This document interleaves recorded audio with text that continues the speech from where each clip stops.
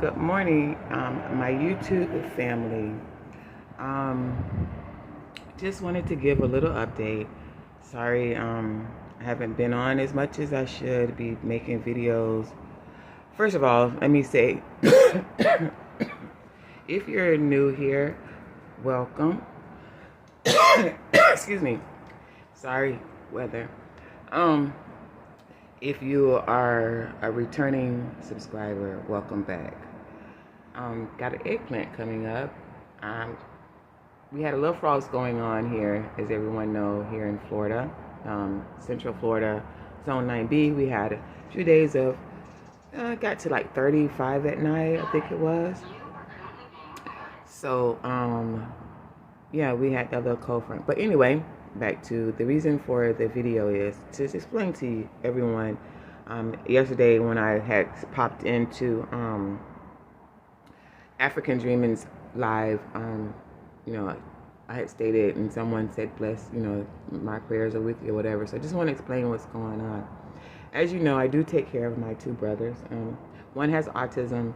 The other one has earlier stages of dementia. Well, that is caused by, back in 2004, he went into cardiac arrest. And at that time, he coded twice, and then he was in a coma for a week. Well, because of all of that, it caused scar tissue on his brain, or some brain damage, you could say, or whatever, which caused him to have short-term memory loss, for one,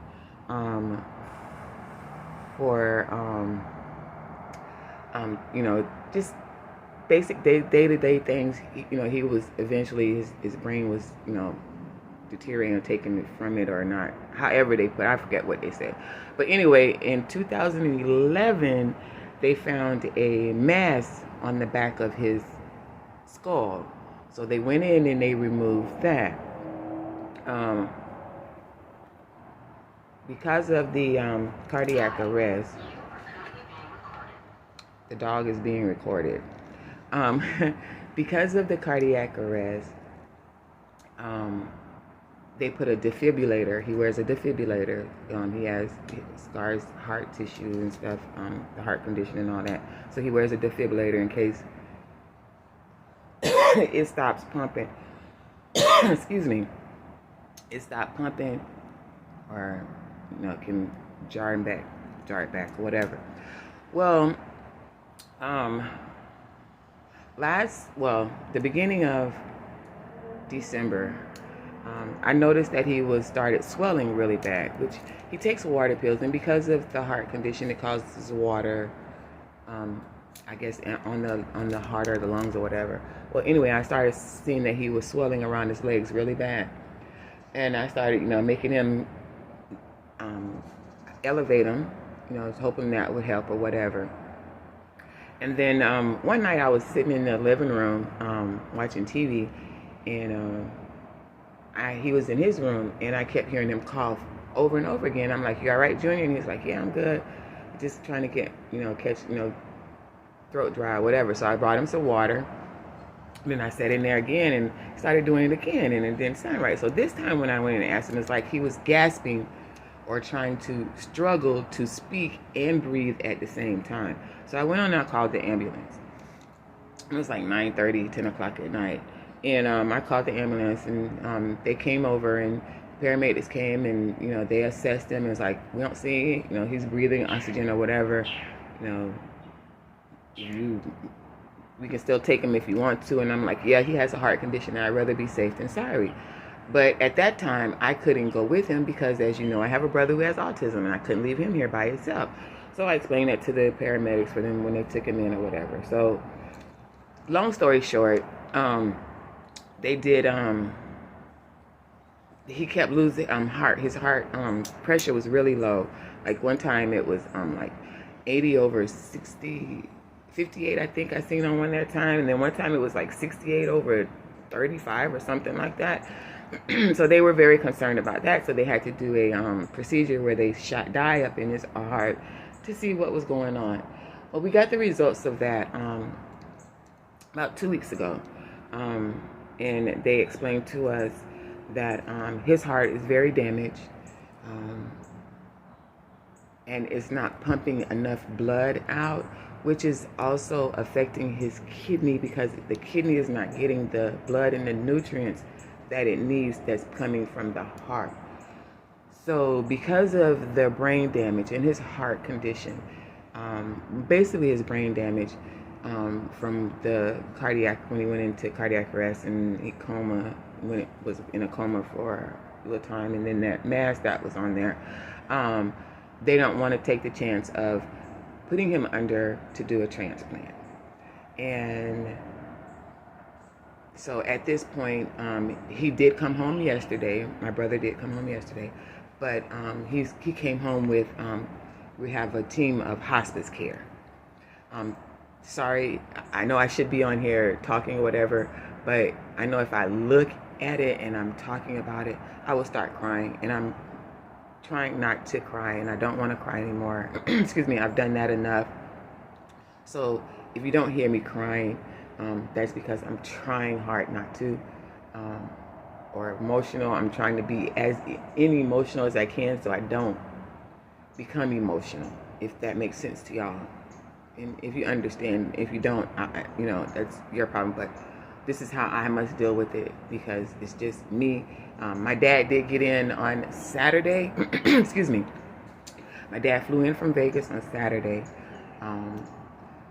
We just had his bed and hospital bed and stuff delivered yesterday. When he got home, they delivered it last night. So right now, it's just us making him comfortable. They can't give a definite, and even if they give me a definite, my God has the last word, and my faith is unchangeable. I mean, you must know me to know my faith. Either way, God's will is going to be done, and whatever it is, all I'm asking him is to give me the strength to endure it, because I already know that I can go through it, because he said that he would not put more on me than I can bear. So I know I can handle it, but I'm just asking that he gives me the strength to make it through it.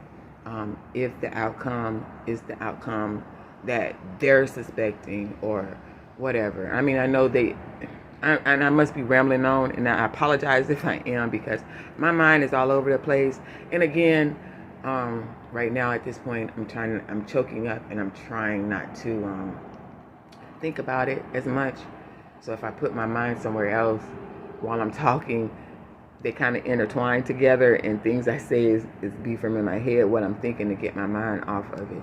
So again, I apologize about that. But yeah, so that's where we are right now. Right now, we're just taking it day by day and letting God's will be done. So I thank y'all for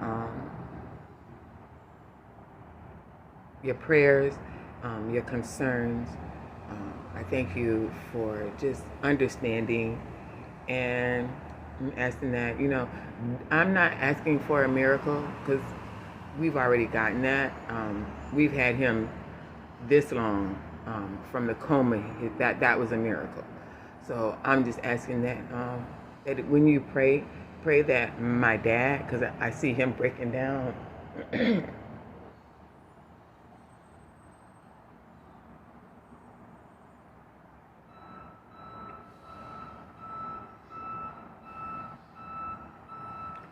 Again, let me apologize for the silence.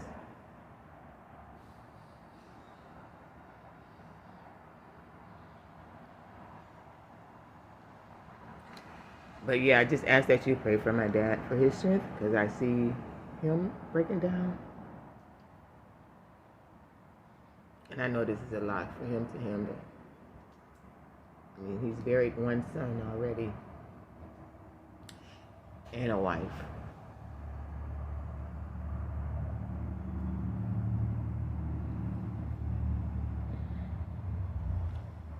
So yeah, I'm gonna end this now.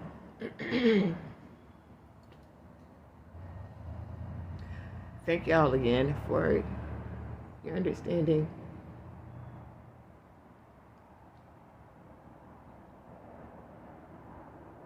yeah, I'm gonna end this now. Okay, so yeah, have a beautiful day here. Thank you again. Have a blessed one.